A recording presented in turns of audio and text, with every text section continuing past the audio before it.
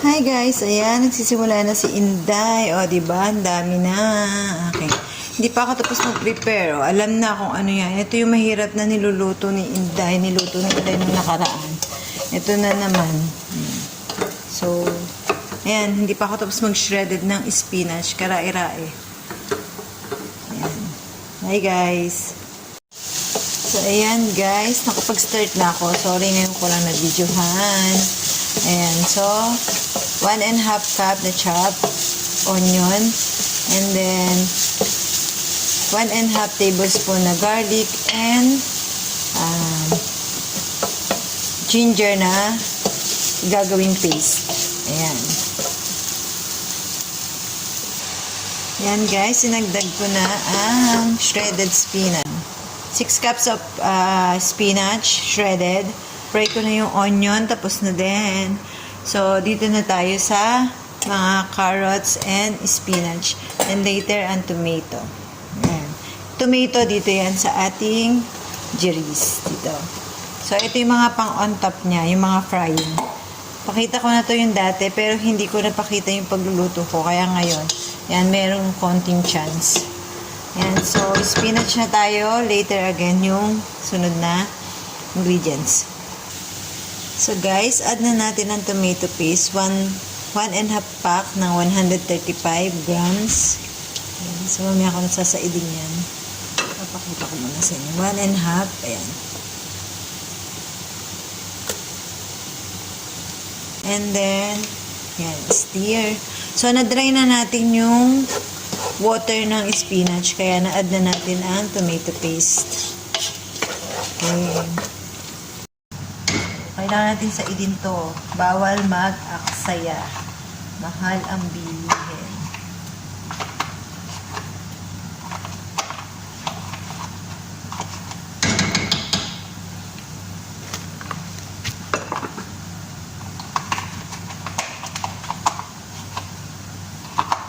Tapos ko.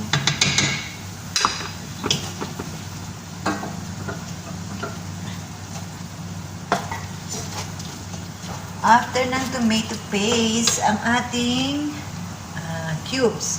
Chicken cubes or vegetable cubes. Anything pwede nyong gamitin. So, 1.5 din.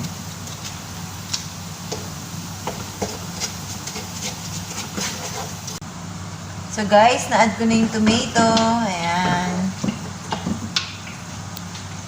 So, guys, after ng tomato, ayan, lalagay na natin ang jeris, ang soak and wash ng jeris.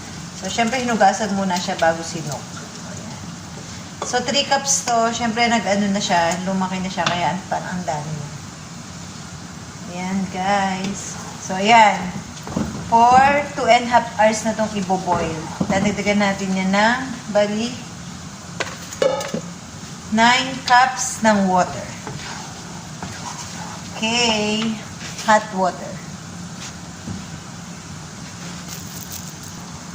Yan, nakapagbigay na ako ng 4 cups.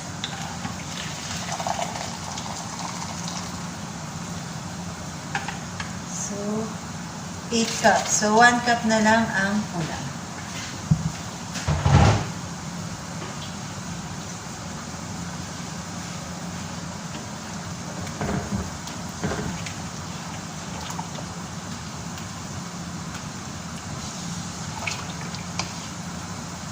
Pag walang turmerico, ganito lang yung kulay niya. Di tulad nung una, medyo madilaw-dilaw. Yan. 1 cup na lang ang kulang dito. Magbo-boil pa ako.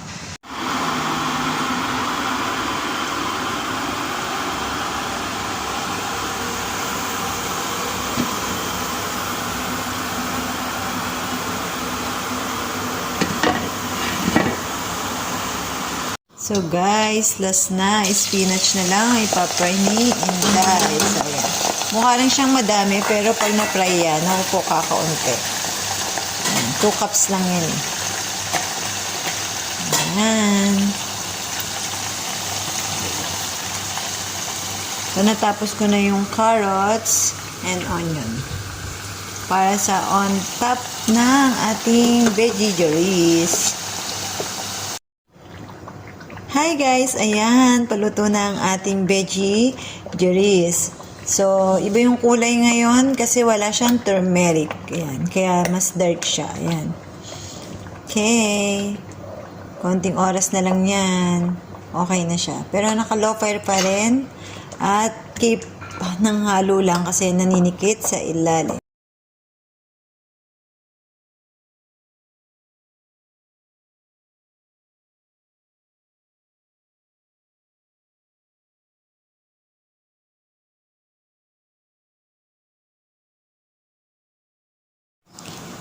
Hi guys, ayan ang maagang pinagkaabalahan ni Inday, ang mahalabiya. So kasama yan ng veggie jeris today sa dalawang bahay dadalhin. Pansin nyo, magkaiba sila ng lalagyan. So ayan guys, so kaya hindi ako nakapag-prepare ng maaga sa aking lutuin. Kaya ito, habol-habol na naman, pero thank God, nakakaabot naman. Ayan. Hi guys, ayan, so tapos na po ang ating dalawang separate na pagdadalhan ng food. So, ito ang sa partido ng sa father side ng aking sir. At ito naman sa madam kong side. Yan. So, guys, thank you for watching and God bless all.